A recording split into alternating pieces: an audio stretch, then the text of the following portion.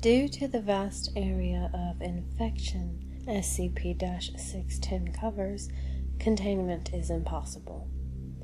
Isolation of the area has proved far more effective, and permission has been granted by the Russian government to establish a perimeter to keep people out from these areas under the guise of military operations. Should any organism displaying traits consistent with 610 be sighted near the perimeter, then the established protocol requires that it be engaged at range with small arms until immobile, then dispatched using incendiary weapons and munitions from as great a distance as possible. Any living thing coming in physical contact with an organism infected with SCP-610 is considered expendable and is to be immediately terminated and incinerated. Any persons coming within 3 meters of 610 infected life are to immediately withdraw from the area, be isolated from the rest of the team, and subjected to medical examination using only remote techniques to determine if infection has occurred and appropriate steps be taken based on that determination. At present, the known infection vectors for SCP-610 spread seem to be focused on physical contact. Drone movements within heavily infected areas have returned air samples containing minute particles which, when exposed to organic compounds, will result in a 610 spread. The results of these particular tests have given most require several days to manifest, if at all, with the exception of direct contact with exposed lung and liver tissue.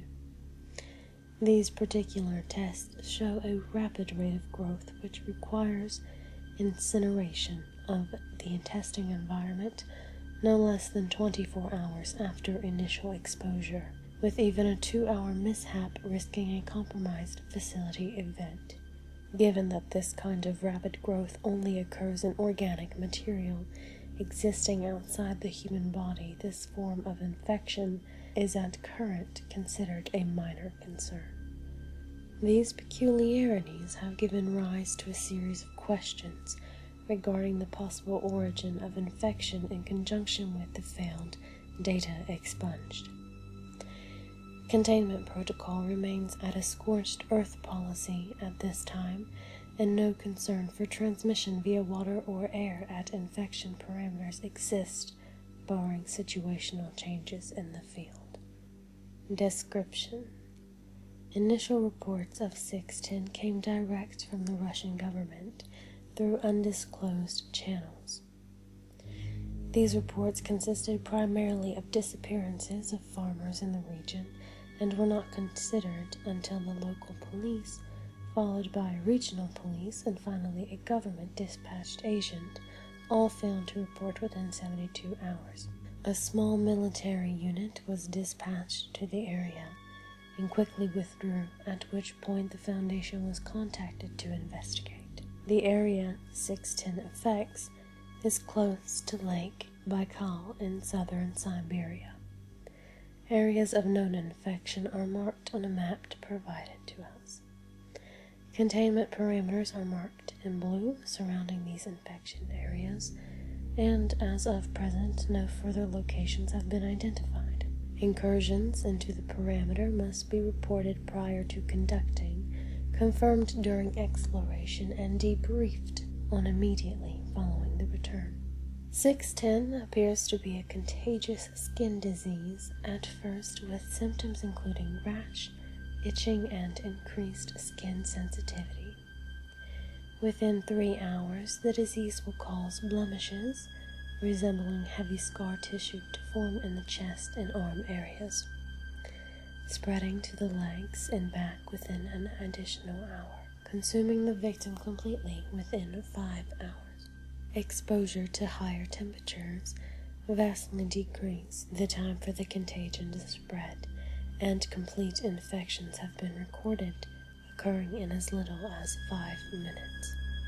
After the completion of the infection occurs, the victim's life functions will cease for approximately 3 minutes, after which time they will restart at 2 to 3 times the activity rate of a normal human.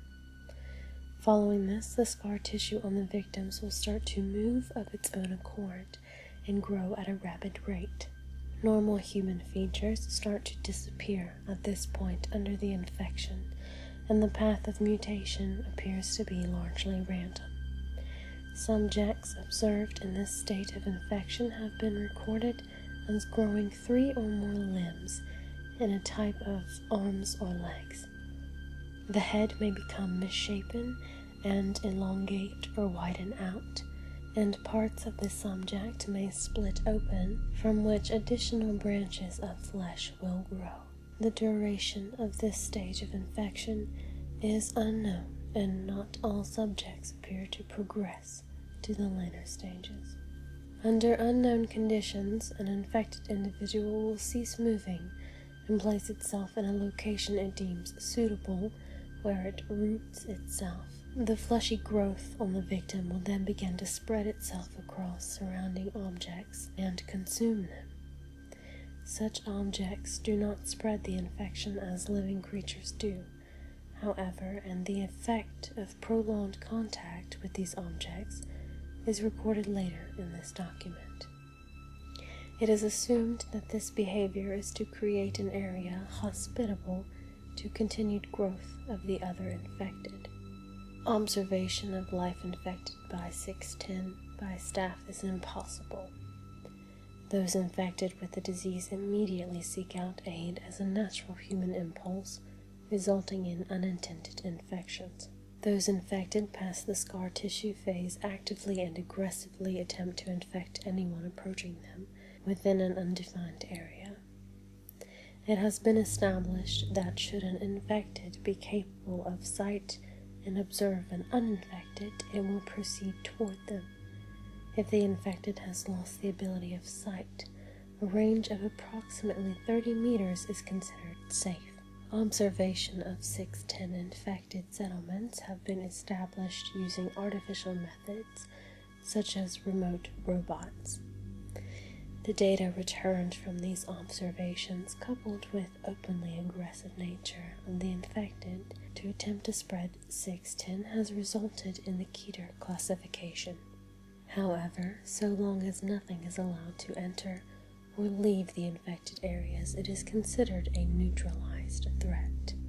Of concern are the carnivorous areas beneath the infected settlements that were discovered during the exploration, and attempts to get research personnel into these areas are currently underway.